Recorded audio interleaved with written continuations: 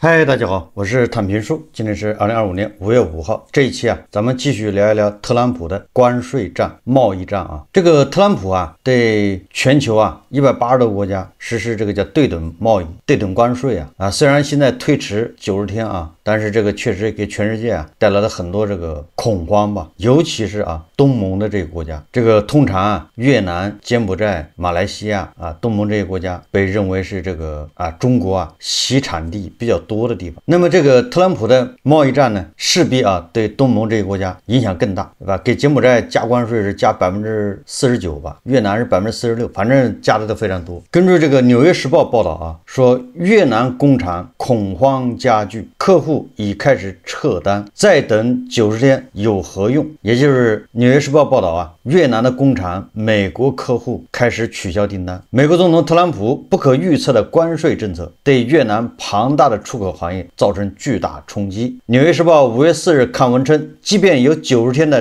暂缓期，但越南工人仍生活在迷茫与恐惧之中。多名越南工厂的高管表示工厂利润率微薄，平均只有5%。目前一些工厂正加大产量，以便在暂缓期结束前完成发货。但与此同时一些美国客户开始取消订单或推迟新订单，有工厂已经开始裁员或冻结招聘。谈到有关特朗普可能会延长关税暂缓期的分析时，一家越南工厂的老板表示如果不确定性持续，客户将选择其他供应商。他们为什么要再等90天？如果等到最后结果不好怎么办？说恐惧正在越南的工厂蔓延。阮氏雪信这个是一个人了现年40岁，是一家工厂的生产线经理，每月工资为577美元，那折合人民币就是5000多块钱这还是生产线经理负责为耐克等全球品牌生产鞋子。2023年丈夫失业后，他每周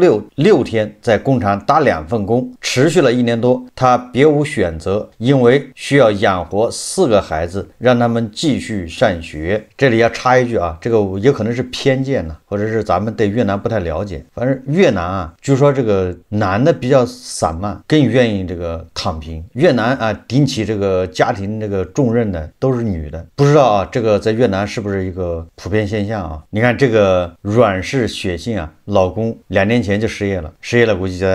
就在家待着，或者是游手好闲了。然后这个他被迫打2份工，因为有4个孩子要养，太残酷了。阮氏雪信表示，我的家人经历过一段艰难的时期，我不想再经历一次了。她透露她的丈夫已经重返工厂全职工作，但特朗普计划对越南进口产品征收46%的关税，让他们一家人的生活再次充满不确定性。报道称，恐惧在他的工厂的车间里回荡，缝纫机嗡嗡作响，缝制着运往美国的鞋子的布料。虽然特朗普决定暂缓对等关税90天，但对这里来说这几乎毫无意义。过去15年来，越南制造业经济增长迅速，现在关税的不确定性已削弱了依赖于对美出口的越南经济增长。4月2日，特朗普宣布对全世界征收所谓的对等关税，引发全球股市巨震，其中对越南关税高达46%。但随着经济和政治反噬日益明显，特朗普多次更改政策。9日，在债券市场抛售推高美国债务利率后，特朗普又宣布在维持10%的基准税率的基础上暂停对等关税90天。值得一提的是，越南方面曾第一时间向美国递出了求和的橄榄枝，表示愿意取消对美国商品的进口关税。然而美国似乎对此不屑一顾。当然，白宫贸易与制造业高级顾问纳瓦罗声称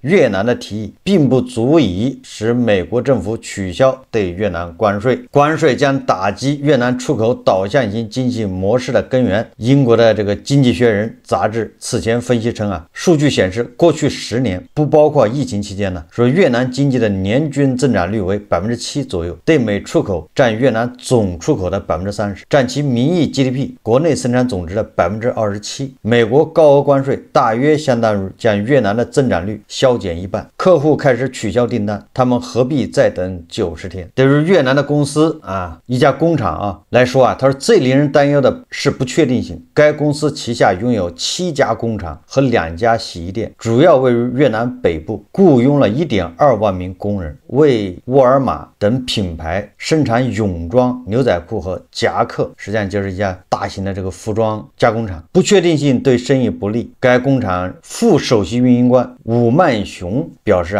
他的客户们正在催促他加快交货速度。现在工厂正在招聘更多的工人，同时努力在90天的关税暂停期结束前寻找其他方法来提高产量，也就是赶在这90天呢，赶紧能出多少出多少。陈广在越南经营着3家蜡烛和家用香水公司，他说他还没有解雇任何工人，但现在非常焦虑，因为接下来几个月通常是他公司的旺季，为圣诞节的订单做准备。但现在他选择按兵不动，没有像往常一样在这个时候雇佣更多的工人。陈广称，他公司大约90%的客户都在美国，在关税政策后的几周时间里，他一直没有收到任何新的订单，这令人不安。更糟糕的是，最近几天一些客户开始取消订单，而另一些客户则推迟了新的订单。如果存在不确定性，客户可能会改变供应链。谈到有关特朗普可能会延长关税暂缓期的分析时，陈广说他们为什么要再等90天？如果等到最后结果不好怎么办？越南政府正与特朗普政府就关税问题展开谈判。4月22日说，越南总理范明正对美关税谈判指示说越方团队应做好充分准备，不使问题复杂化，不影响到越南所参与的国际协议，不因某个市场而影响到其他市场，采取适当措施，实现双方互利共赢、和谐利益、风险共担。这个说的比较明确也就是在这个关税战中不能站队，你不能因为跟美国谈就影响其他市场，这个也是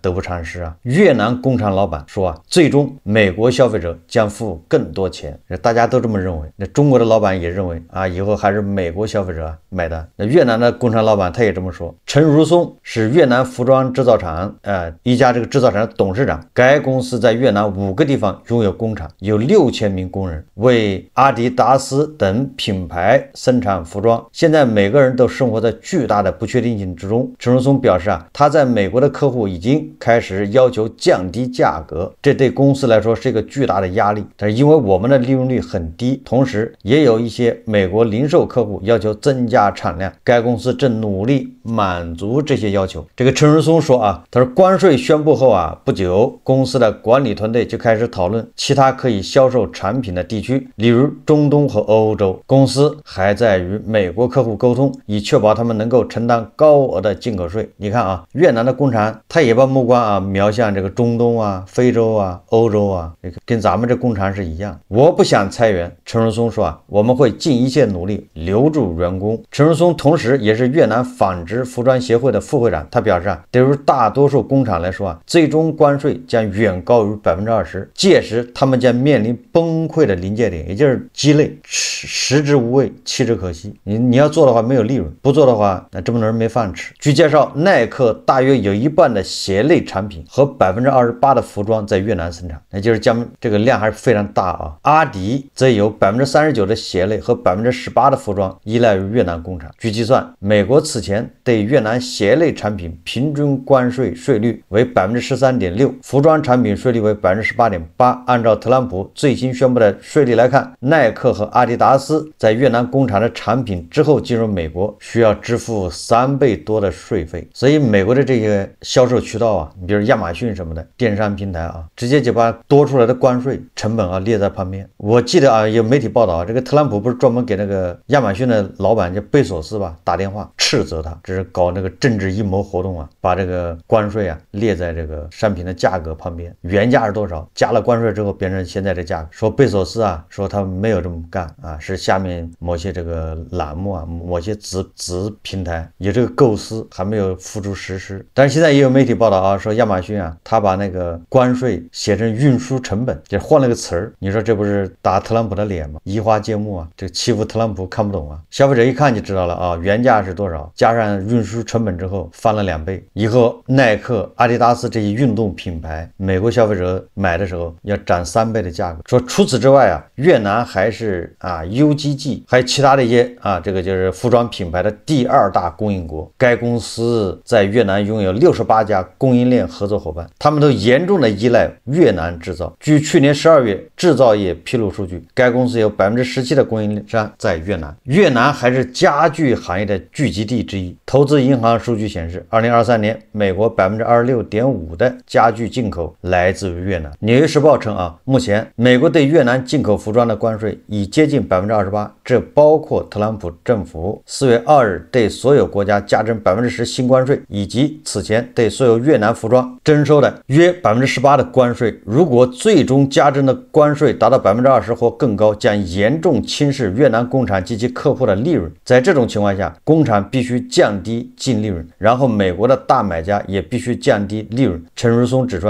最终美国的消费者将不得不为关税买单，为服装支付更多的费用。也就是在这个特朗普的贸易战、关税战之下，这个越南工厂也是面临很多问题惶惶不可终日前途不明朗。实际上这个越南的这个工厂，他们所遭遇的、所面临的和所将要采取的措施，实际上跟大国的这个工厂没什么区别。这是纽约时报他报道，他采访了几个越南的工厂的这些管理层老板，他们对这个贸易战、关税战以及推迟90天的一个看法。关于这个贸易战新加坡联合早报他将这个镜头对准了咱们国内。我们看看这个中国的工厂、中国的企业面临什么问题。这个联合早报的这个报道名字叫关税战压力下，中国企业出口转内销自救困难重重。这不是前一阵子这个喉舌央媒不都纷纷报道吗？对吧？这个外贸企业转内销已经报道了很多榜样出来了。虽然在美国卖不掉，或者没有办法卖到美国去，但是在国内一卖反而别开生面。当然也有的报道说他卖到中东、卖到非洲、卖到欧洲。总之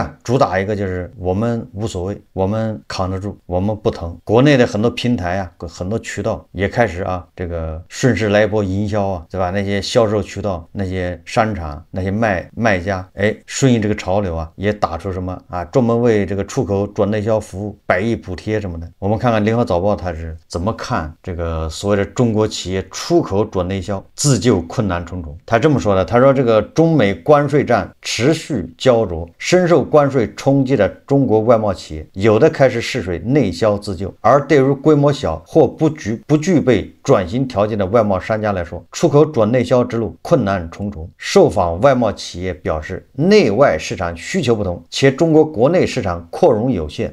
短时间内难以从外转内，所以不希望放弃经营多年的美国市场。受访专家表示，出口转内销只是缓解企业出口压力的应急之需、权宜之计。在外贸大省浙江从事钢材出口的老板邓曙光对联合早报表示此次美国关税上涨让他的企业损失2000万元。企业虽有内销渠道，但国内市场容量有限，很难再把出口部分转化为内销。像邓老板这样的出口企业在中美关税战中受到冲击的数量与贸易额目前尚无公开统计数据。如果以2024年中国对美出口5247亿美元贸易额来看，受损企业的数量和销售额都是不能被忽略的数字。美国对华寄出的高额关税，中国一方面在关税反制上不放松，另一方面为了企业的生存及社会的稳定，也鼓励电商平台、行业协会以及实体商超帮扶外贸企业出口转内销，帮缓解企业出口停摆的压力。对郑老板来说出口与内销密切相连，在公司80%的内销部分中，不少是通过再加工成工业刀具等间接出口美国。现在内销部分也连带受到关税战的影响。他说钢材可以做模具、工业刀具，下游客户出口少了，模具就用少了，刀具用量少了，钢材就卖不动了，最终连带降低钢材的内销金额。也就是这个郑老板呢，他卖的这个钢材主要是做这个模具、刀具的。他把钢材出口到美国，那美国买了这个钢材之后，他也是做刀具模具。那他把这钢材卖到国内呢，国内也是把它做成刀具模具，这刀具模具再卖到美国。所以对他这个原料供应商来说，关税战影响非常大。无论是直接把这个钢材卖到美国，还是通过在国内卖给其他的厂家，然后后再加工成模具和刀具卖到美国，都受关税影响。华侨银行亚洲研究主管谢栋敏对联合早报说，出口转内销没那么容易，很多市场都是一个萝卜一个坑，基本上都已经站好了。有的企业一直想做内销，但是做不起来，就因为中国国内竞争更激烈，或者某些产品在国内不是很适应。此外，很多产品针对欧美市场单价较高，内销相对就不容易卖。另外，国内外消费喜好也不一样。尽管外贸企业出口转内销有不少困难，但也不乏有中国企业试水内销，积极进行自救。在小红书、抖音等社交平台上，可以看到不少4月中旬刚刚开立，标明出口转内销外贸人的身份的账号，在直播间低价甩货。在今年广州交易会上，不少外贸企业也纷纷挂出可内销的标语。但这种以我的经验来说这种都是骗子比较多，挂着外贸转内销、出口转内销这种牌子的，然后打低价，很多都是一种炒作。在北京西单大悦城地下2层出口转内销卖场，1周前，中国领导人率团队来此调研，要求为出口转内销商品搭建平台。联合早报观察，卖场里参展商品与北京大多商场里琳琅满目的货品相比，样式相对单一，质量却不差，价格也比较优惠，但缺乏品牌知名度。前来逛店的人数并不多。说一位中年女士对一套图案设计典雅、制作精美的餐桌瓷器爱不释手，最终却没有下单。她说其中几个摊盘不适用，因为不适合中国家庭的用餐习惯。确实就因为2个餐盘看不上，所以那一套餐具她就不买了。不仅北京，在政府号召下，广东、江苏、福建等全国多地都在为外贸企业拓展出口转内销渠道。谢栋敏说出口转内销对于出口企业虽说只是权宜之计，但至少可以让一部分企业把成本给收回来，不至于亏损很多，同时也间接确保就业市场不要出现太大的波动。还是不希望这些外贸企业倒闭，一旦倒闭又有多少人失业呢？一些外贸企业已开始有出口转内销，也有人受限于客户有限、市场竞争激烈等因素，对内销之路感到困难重重。说中国北方最大的毛绒玩具产业带河北荣成县玩具制造商高小倩对联合早报说加征关税后，有几笔美国客户直接取消的订单基本上都已完工，而是否将做好却无法出口的货品改为内销，他说目前还没有做好准备。高小倩的厂子主要生产中高端毛绒玩具，过去10多年来，大多数通过浙江义乌国际商贸城接外贸单子做代加工。说前2年他也尝试着做内销，希望拓展多元化市场来抵御风险，可他的毛绒玩具既没有自己的品牌，也缺乏有效的销售途径，能接到订单寥寥无几，最终不得不放弃了内销。安徽一位从事外贸行业20多年的红信外贸商对联合早报说他说公司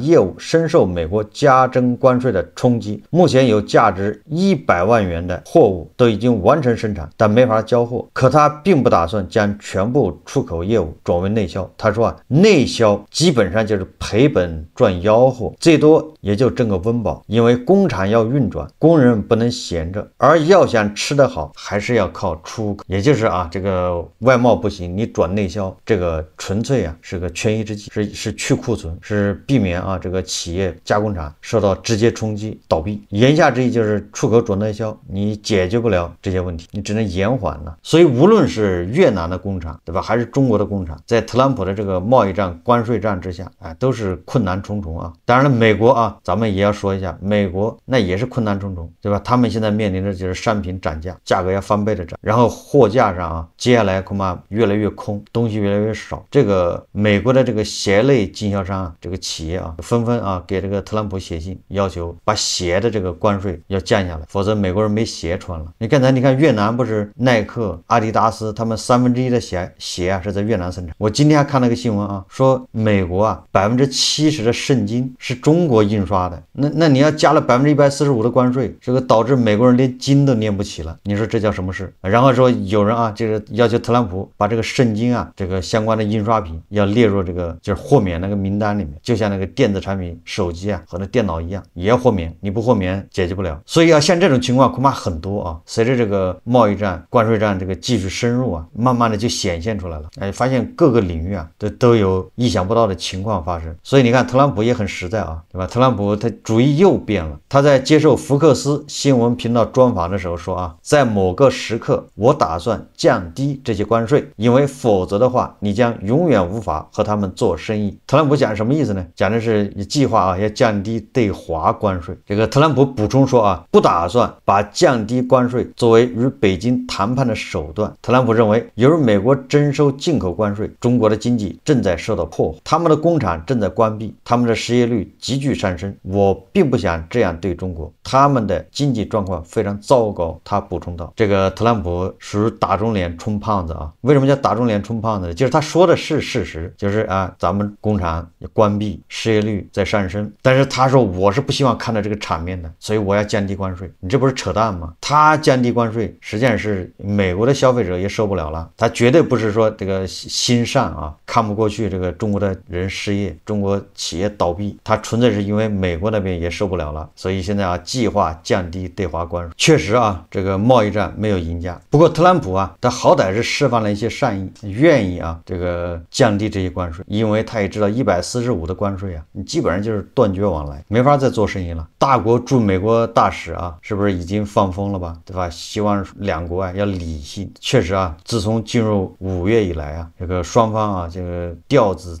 都在慢慢往下降，怼也怼得差不多了，双方都吃不消啊。现在有台阶下赶紧下。某种程度上啊，可以理解成特朗普态度软化，因为这个中方是不是一直在强调啊，你要谈的话，你先把关税降下来，对吧？表示你的诚意。而特朗普就在这个时候接受这个媒体采访，说他愿意在某个时刻，对吧，把关税下降啊，不是我扛不住，而是我看你们可怜，你们失业率在上升，对吧？你们在通缩 ，PMI 什么 CPI 通通啊都在下降啊。不管怎么说啊，这都是双方啊在努力的啊往一起走啊，越早结束这种状态，对双方的这个韭菜都越有利。好，这期节目啊我们就聊到这里，感谢大家收看。如果喜欢我的节目，欢迎订阅转发，也可以在下方留言评论，谢谢大家。